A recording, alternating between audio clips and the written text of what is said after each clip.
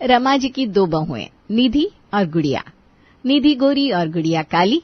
वैसे तो रमा जी भी दिखने में कोई हीरोइन नहीं थी, लेकिन बहू की ख्वाहिश किसी अप्सरा सी ही रखती। देखो निधि बहू कितनी सुंदर और गोरी है। न जाने बिन्नू ने इस गुड़िया में क्या ही देखा, सिवाय पढ़ाई लिखाई के है क्या इसमें। चलो कोई बात नहीं, अब तो वो तुम्हारी बहू है, दोनों बहुओं के लिए एक से नजर रखा करो। एक से नजर रखे मेरी जूती। अरे काली सी बहू, उसको तो देख कर ही लगता है कैसे इसके हाथ का खाना खाऊं। पति समझाना तो खूब चाहता है, लेकिन वो बीवी की आदत को जानता है। इसको कुछ भी समझाओ, समझाना बेकार है। अगली सुबह सास बहू की आवाज से उठती है। माँ जी चाय ले लीजिए, साथ ही गर्म पानी, आपको दवाई खानी होगी ना। आपकी चप्पल भी रख दी है और वॉशरूम में गर्म पानी भी। सास आंख खोलती है तो सामने खड़ी होती है गुड़िया बहू। सास को तो मानो गुस्सा ही आ जाता है। आय हाय, आंख खुलते ही ये काली शक्ल देखनी पड़ रही है। अरे तुझे कितनी बार समझाया है कि आंख खुलते ही सामने मत खड़े रहा करो। मेरा तो पूरा दिन आज इस काली की शक्ल देखकर खराब जाएगा। गुड़िया बहू को बहुत दुख होता है, लेकिन ये तो अब उसकी रोजमर्रा की जिंदगी का हिस्सा बन चुका है। हमारे देश में काले रंग को बुरा माना जाता है और पूजा माँ काली की जाती है। गुड़िया के साथ भी बचपन से ही उसके रंग को लेकर ताने दिए जाते रहे हैं, इसलिए अब सास के ताने उससे ज्यादा खलते नहीं। गुड़िया रसोई की तरफ बढ़ती है, तभी उसका पति ऑफिस के लिए निकल रहा था। हाय मेरी जान, कितना काम करती हो। गुड़िया शर्मा जाती है। वो भूल जाती है कि वो अभी अभी सास के ताने खाकर आई है। बस अब शर्माना बंद करो और सुनो, कल जो तुमने सब्जी दी थी ना, प्लीज आज भी वही देना। मेरे ऑफिस में सब पागल हो गए सब्जी खाकर, हर कोई कह रहा है रोज वही सब्जी लेकर आऊं। दे तो आज भी वही वाली सब्जी, प्लीज प्लीज प्लीज। वैसे कैसे बना लेती हो तुम इतनी अच्छी सब्जी।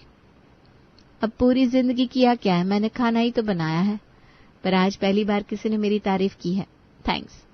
वैसे कल वाली सब्जी तो आज नहीं मिलेगी, जो सब्जी बनाई है वही ले जाइए और खिलाइए अपने दोस्तों को, फिर बताइएगा कैसी बनी थी आज वाली सब्जी। चलो मुझे और भी बहुत काम है, ऑफिस जाइए आप, हम शाम को मिलते हैं। पति ऑफिस चला जाता है और गुड़िया पूरे घर के लिए चाय नाश्ता बनाने में लग जाती है। चाय बनाकर वो जेठानी के कमरे का दरवाजा खटखटाती है। अरे गुड़िया, मैं आ ही रही थी, तुमने क्यों बना दी सबके लिए चाय। चलो कोई बात नहीं, मैं आती हूँ थोड़ी देर में नीचे, ठीक है।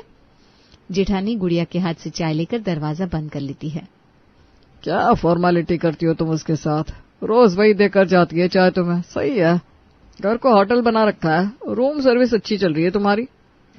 अरे कहाँ अच्छी चल रही है, इसके रंग के कारण सासू माँ सारा काम मुझसे ही तो करवाती है। आपको पता है मुझे ये काम करना आता भी नहीं है, लेकिन फिर भी क्या बोलूं उनसे। जेठानी जेठ से बात कर रही थी कि नीचे से जोर जोर से सास के चिल्लाने की आवाज आती है। लो हो गया कलेश, पता नहीं तुम्हारी माँ को कैसी बहू चाहिए थी। खुद कौन सी हीरोइन है जो उनको बहू एकदम मीना कुमारी चाहिए। अरे मेरी माँ को कोसना बंद करो और नीचे जाके बात को संभालो। बेचारी गुड़िया। थोड़ा रुक कर ही जाती हूँ, ड्रामा थोड़ा और इंटरेस्टिंग हो जाए तब जाऊंगी। मुझे समझ में नहीं आता, भगवान के प्रसाद की पंजीरी तूने बनाई क्यों। 100 बार बता दिया है, पता नहीं तेरे हाथ से बने प्रसाद को भगवान ग्रहण करेंगे भी कि नहीं। मैं पूजा तभी करूंगी जब तू रसोई से बाहर जाएगी। घर के लोगों का खाना बनाने देती हूँ, वो क्या कम है जो तू भगवान का भोग बनाने भी लग गई। पर माँ जी मैं नहा चुकी हूँ, नहाकर तो भगवान के बर्तन धोकर ये प्रसाद बनाया है, आपका वक्त कम लगेगा इसलिए। मेरा वक्त कम नहीं लगेगा, उल्टा तेरे काले रंग के हाथ से धुले बर्तन और प्रसाद भगवान को भी पसंद नहीं आएगा। दोबारा धोने पड़ेंगे सारे बर्तन और दोबारा प्रसाद बनाना पड़ेगा। चल हट यहाँ से, पंडित जी को भी आना है, आज घर में पाठ है, वो देखेंगे बर्तन तूने धोए हैं और प्रसाद तेरे हाथ का बना है तो वो भी गुस्सा करेंगे। गुड़िया समझ नहीं पाती, जिस भगवान ने उसे बनाया है उसी भगवान को उसके हाथ के धुले बर्तन और प्रसाद क्यों नहीं पसंद आएंगे। वैसे ये सवाल का जवाब तो उसे बचपन से नहीं मिल पाया। तभी वहां निधि आती है। अरे माँ जी क्या हो गया, मैं आ तो रही थी, धो देती बर्तन, बना देती प्रसाद, क्यों चिल्ला रही इतना। अब ये ले बर्तन पकड़ और धो क्या, और दूसरे बर्तन में प्रसाद बनाकर मुझे मंदिर वाले कमरे में दे दे। वो क्या है ना, पंडित जी आ गए, मैं जरा पाठ करूं, और ध्यान रखना ये काली भगवान के बर्तन को और हाथ ना लगा दे। गोरी बहू का मन तो नहीं था कि वो सुबह सुबह रसोई में घुसे, लेकिन फिर भी बिना मन के भगवान के बर्तन धोती है और प्रसाद बनाकर मंदिर वाले कमरे में देने जाती है। हरिओम हरिओम, लाओ बर्तन और प्रसाद मेरे हाथ में दे दो, और बहू तुम भी टीका लगा लो भगवान का। अरे नहीं पंडित जी, मैं अभी नहा ही नहीं हूँ और मेरी थोड़ी तबीयत भी खराब है। महीने की दिक्कत जानते हैं ना। बहू माहवारी आई हुई है तेरी, तूने बताया नहीं, और भगवान के बर्तन छू के प्रसाद भी बना दिया। हाय रे।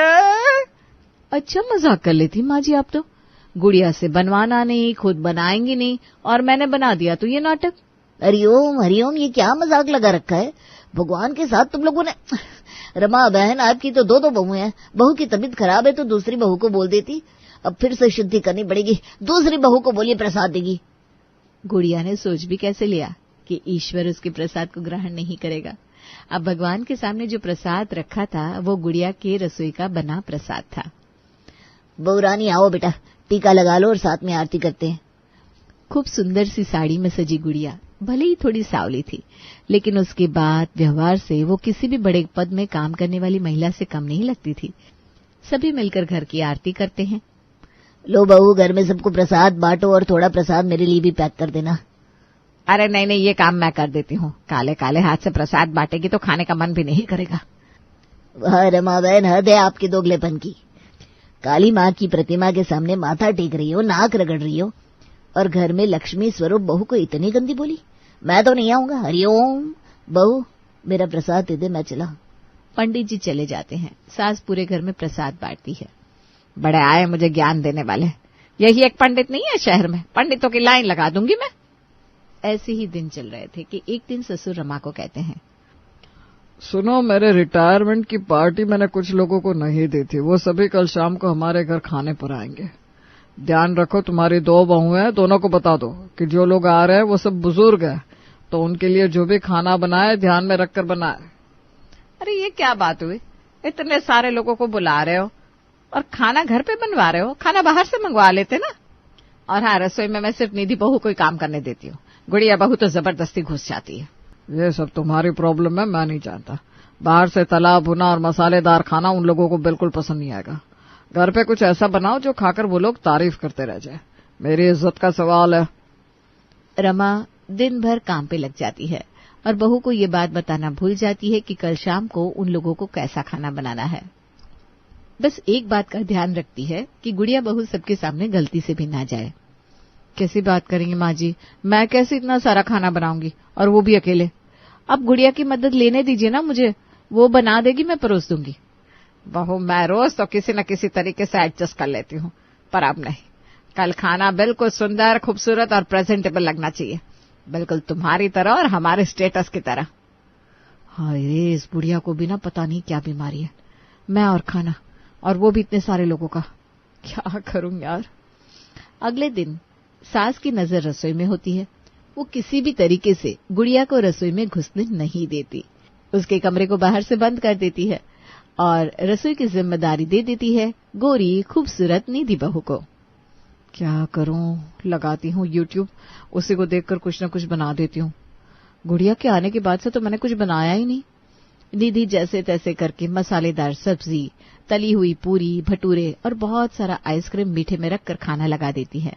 खाने को देखकर मेहमान बोल पड़ते हैं, अरे यार, तुझे तो पता है हम ये सब नहीं खाते, फिर भी तुमने ये सब बनवा दिया। खाना नहीं खिलाना चाहता था तो बता देता।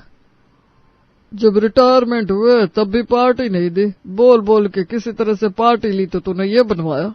मानना चाहता है क्या हमें यार इस उम्र में ये खिलाकर? चलो कोई बात नहीं, हम तो ये खाना नहीं खाएंगे, लेकिन हम तेरी दोनों बहुओं के लिए कुछ लेकर आए थे। सोचा था दोनों मेहनत से खाना बनाएंगी तो शगुन से दोनों को शुक्रिया कह देंगे। अब तो बस दोनों बहुओं को बुला लो, उन्हें आशीर्वाद देकर चले जाते हैं। ससुर को गुस्सा आ जाता है। वो परेशान हो जाते हैं और सभी से माफी मांगने लगते हैं, लेकिन सब उसे सिर्फ यही कहते हैं कि कोई बात नहीं, अगली बार देख लेंगे। इस बार बहू को आशीर्वाद देकर चले जाते हैं। मैं बहुत शर्मिंदा हूँ। वो क्या है ना, बस यही बहू है मेरे घर पर, दूसरी बहू बाहर गई हुई है। आप इसी को आशीर्वाद दे दीजिए। ससुर, जिसे निधि पर गुस्सा होता है, वो जोर से गुड़िया को आवाज देता है और गुड़िया सामने आ जाती है। ये दोनों मेरी बहू हैं। ये छोटी बहू गुड़िया, ये बाहर नहीं गई थी, बल्कि इसके रंग के कारण मेरी पत्नी ने इसको कमरे में बंद कर दिया था, पर मैंने दरवाजा बाहर से खोल दिया था। सास को गुस्सा आ जाता है। वो शर्म के मारे वहां से चली जाती है। सभी दोनों बहू को आशीर्वाद देते हैं। गुड़िया देखती है कि खाना जैसा का तैसा रखा है। वो ससुर जी से पूछती है, क्या हुआ पिताजी, किसी ने खाना नहीं खाया? बेटा वो लोग ये खाना नहीं खाते, इसमें बहुत तेल मसाला है, और तुम तो जानती हो कि अब हम लोगों की उम्र हो गई है, ये खाना हम लोगों के लिए नुकसानदेह है। गुड़िया समझ जाती है कि मामला क्या है। वो अब सबके सामने क्या बोलती है। मैं आप लोगों से क्षमा मांगती हूँ, मैं सिर्फ आप लोगों का आधा घंटा चाहूंगी। वैसे भी आप लोगों के लिए मेरे पास ताश की गड्डी है। पिताजी को ताश के बहुत अच्छे अच्छे गेम्स आते हैं। आप लोग बैठकर एक गेम खेलिए, तब तक मैं खाना लगाती हूँ। ससुर खुश हो जाते हैं और सबको बैठने की गुजारिश करते हैं। सभी बुजुर्ग ताश खेलने में लग जाते हैं। गुड़िया किचन में लग जाती है। बस फिर क्या था, एक से बढ़कर एक देशी और हेल्दी खाना, वो भी ऐसा कि जिसमें ना था तेल ना ही मसाला। खीरे के रायते से लेकर रागी की रोटी, एक से बढ़कर एक डिश हेल्दी फूड गुड़िया टेबल पर लगा देती है। सभी खुश हो जाते हैं, पेट भर खाना खाते हैं और बहुत मजे करते हैं, और गुड़िया को भर भर कर आशीर्वाद देकर वहां से चले जाते हैं। पिताजी, माँ जी गुस्सा है, आप जाइए ना, उन्हें मनाकर खाना खिला दीजिए ना। रहने दे बेटा, वैसे भी खाना तो तूने बनाया है, तेरे हाथ का खाना खाएगी नहीं, उसे तो गोरे हाथ का खाना खाना है। ये निधि ने जो खाना बनाया है ना, वही ले जाकर उसको दे दे। और बेटा रागी की रोटी बना देना, कल फिर से मजा आ गया। जीती रहे मेरी बच्ची, तूने तो मेरी नाक बचा ली। गुड़िया का अच्छा व्यवहार, गृहस्थी की अच्छी नॉलेज और पढ़े लिखे होने के कारण वो घर को बहुत अच्छे से संभाल रही थी, लेकिन सास उसके रंग के कारण से उसे पसंद नहीं करती थी। ससुर ने सास को समझाने की कोशिश की। सिर्फ रंग से घर गृहस्थी नहीं चलती, गृहस्थी चलाने के लिए समझदारी और मेहनत की जरूरत पड़ती है, जो गुड़िया बहू में है। लेकिन तुम नहीं समझोगी। उस दिन अगर उसने रसोई ना संभाल ली होती तो मेरी कितनी बेइज्जती हो जाती, लेकिन इसकी तो तुम्हें फिक्र ही नहीं है। लेकिन फिर भी सास नहीं मानती। बहू की आए दिन किसी न किसी बात पर बेइज्जती करती रहती है। काले हाथ छूने से चावल भी कहीं काले ना बन जाए। ऐ निधि बहू, चावल तो तू ही बनाया कर। हाँ बेटा। फिर एक दिन, दूध काला हो जाएगा अगर तेरी उंगली बिछ हो गई तो। अरे दूध क्या, तू तो दूध वाले से भी दूर रहा कर। निधि बहू, तू ले लिया कर दूध बेटा।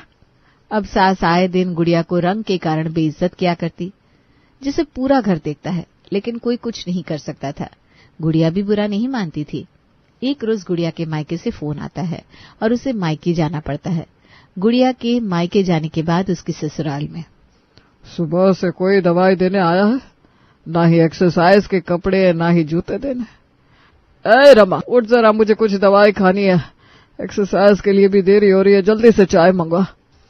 उठा नहीं जा रहा मुझसे, मेरी खुद की आदत चाय के बिना उठने की नहीं है। मेरा भी तो गर्म पानी अभी तक आया नहीं। पता नहीं क्या हो गया है निधि बहू को, इससे तो एक काम नहीं होता। देखा, गुड़िया बहू थी तो पूरा घर सुबह से संभाल लेती थी। पूरा दिन किसी तरीके से गुड़िया के बिना गुजरता। अब ना कोई ठीक से खाना बनाता है, ना ही ठीक से घर की सफाई होती है।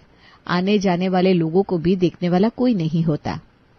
माँ जी, अब गुड़िया को बुला लीजिए। क्या इतने दिन से मायके में जाकर बैठी है, यहाँ पर पूरा सिस्टम ढीला पड़ा है। अरे रहने दे, जितना दूर है उतना ही अच्छा। मुझे तो उसके हाथ के खाने से भी घिन आती थी। काली कलोटी मेरे घर की बहू बनकर छाती पर बैठी। रहने दे उसे मायके में। तू तो जाकर मेरे लिए अदरक वाली चाय बनाकर ला बेटा। सास किसी भी हालत में गुड़िया को लाना नहीं चाहती। वहीं गुड़िया का पति हर रोज गुड़िया को घर बुलाता है, लेकिन इस बार गुड़िया सोच लेती है कि जब तक उसको उसके ससुराल से पूरे तरीके से अपनाया नहीं जाएगा, वो ससुराल नहीं आएगी। दूसरी तरफ निधि का हाल घर का काम करके बेहाल हो जाता है। एक शाम घर पर सब्जी खत्म हो जाती है। अब सब्जी लेने भी मैं ही जाऊं? बुढ़िया को बोलती हूँ सब्जी लेकर आएगी। माँ जी, घर पे सब्जी नहीं है, जाकर कोई सब्जी ले आई है बाजार से। इस घर में पहले कौन सब्जी लाता था? घर का और बाहर का सारा काम तो गुड़िया ही करती थी। अब नहीं है ना वो। मुझसे इतना सारा काम नहीं होता घर का बाहर का। सास बेचारी बुढ़िया धीरे धीरे करके बाजार की तरफ निकल जाती है, लेकिन ये क्या, रोड क्रॉस करते वक्त उसका एक्सीडेंट हो जाता है। सास को अस्पताल में भर्ती होना पड़ता है, जहां डॉक्टर कहते हैं इनका बहुत खून बह चुका है, इन्हें जल्द से जल्द खून देने की जरूरत है। आप लोगों में से कौन इनको खून देगा? मुझे तो डायबिटीज है, मैं कैसे अपना खून दूं? बच्चों में से कोई माँ को अपना खून दे दो भाई। एक बेटे का खून मैच नहीं होता, दूसरे को ऑफिस से आने में वक्त लग रहा था। निधि बहू तो खून देने से साफ मना कर देती है। तभी आ जाती है गुड़िया। डॉक्टर साहब आप देर मत करियो, जल्दी से मेरा खून ले लीजिए, मेरा और माँ जी का ब्लड ग्रुप एक ही है। डॉक्टर फटाफट गुड़िया की जांच करते हैं और उसका खून उसकी सास पर चढ़ाकर सास की जान बचा लेते हैं। सास को जब होश आता है तो हाय राम, मैं बच गई, मुझे तो लगा था मैं मर ही जाऊंगी। बिल्कुल आप मर ही जाती, लेकिन भला हो आपकी बहू का जिसने अपना खून देकर आपको बचा लिया। सास निधि बहू की ओर देखती है, तभी ससुर बोल पड़ते हैं। जिस बहू से तुमने पूरे जीवन नफरत की, जिस बहू के रंग के लिए तुमने उसे जाने क्या क्या बातें सुनाई, आज उसी बहू का खून तुम्हारी रगों में दौड़ रहा है। अब क्या करोगी? अपनी नस काट दोगी? आज अगर गुड़िया नहीं होती तो तुम जिंदा नहीं बचती। पति और डॉक्टर की बात सुनकर सास की आंखों में आंसू आ जाते हैं। गुड़िया को गले लगा लेती है और उससे माफी मांगती है।